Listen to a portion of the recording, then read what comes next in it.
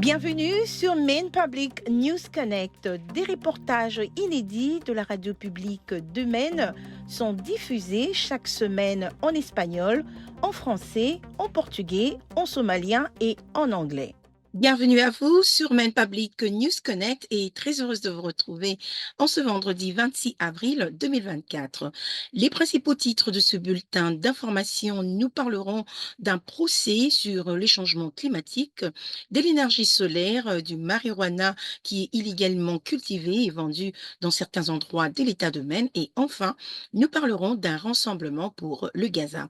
Et tout de suite, en détail, l'actualité de la semaine. Plusieurs groupes de défense de l'environnement poursuivent le ministère de la Protection de l'environnement des Maine pour n'avoir pas réduit les émissions de carbone comme l'exige la loi de l'État.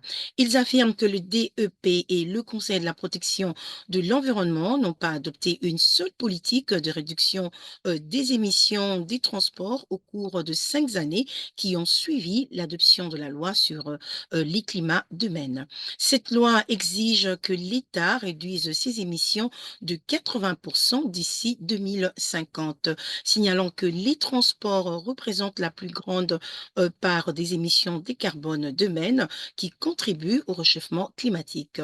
Une action en justice similaire a été déposée par des écologistes contre les départements de la protection de l'environnement de l'État de Massachusetts pour son incapacité à mettre en œuvre les objectifs de réduction des émissions de carbone qui a été couronné des succès en 2016. Le Maine recevra 61 millions de dollars de fonds fédéraux pour élargir l'accès à l'énergie propre dans les communautés à faible revenu. Le Maine utilisera ces subventions pour faciliter les projets d'énergie solaire individuels et soutenir les projets d'énergie solaire communautaire qui jusque-là sont détenus par des coopératives. Signalant que presque tous les États ont reçu un financement du programme par l'intermédiaire de la loi sur la réduction de l'inflation, Inflation Reduction Act.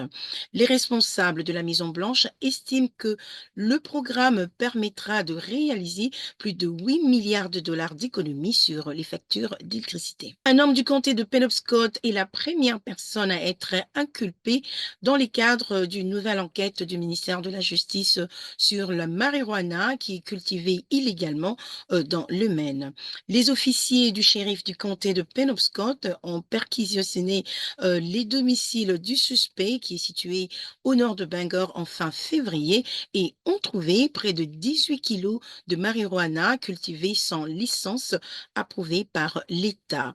Un communiqué du procureur des États-Unis indique qu'il y a environ 100 exploitations illégales dans les Maine qui pourraient être liées à des entreprises criminelles.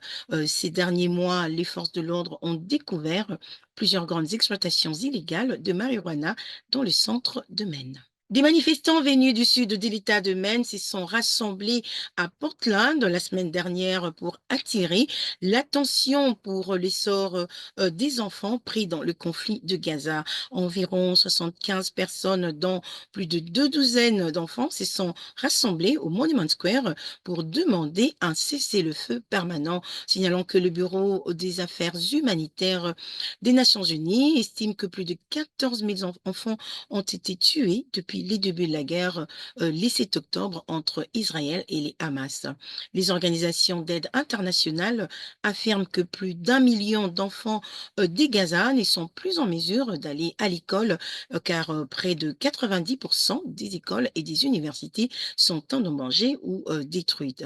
Les responsables ou les rassemblements des jeunes pour les enfants de Gaza a été organisé par la Coalition pour la Palestine. Nous sommes arrivés à la fin de ce bulletin d'information pour Maine Public News Connect. Merci d'avoir été avec nous.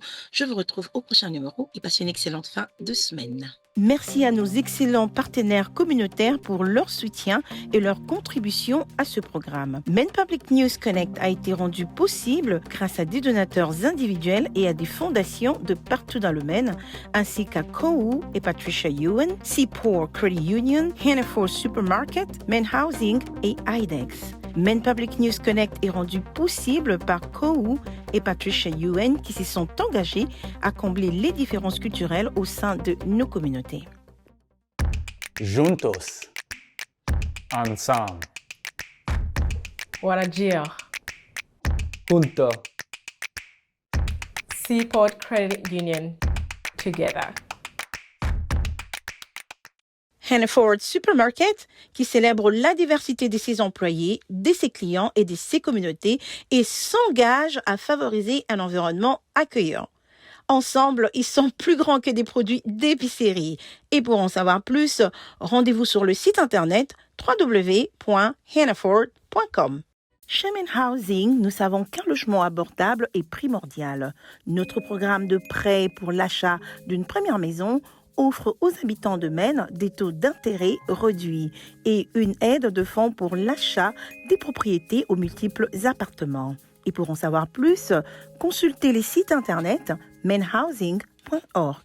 Si vous avez perdu votre assurance maladie ou si vous avez eu un événement majeur dans votre vie, vous pouvez trouver un plan qui vous convient et une aide financière pour le payer sur le site internet coverme.gov. Les choses changent avec MainCare. Restez connectés pour rester couverts. Mettez à jour vos informations dès aujourd'hui sur le site internet mymainconnection.gov. Ici, on travaille bien. Le programme d'apprentissage de l'État de Maine vous permet de bénéficier d'un emploi rémunéré et d'une formation.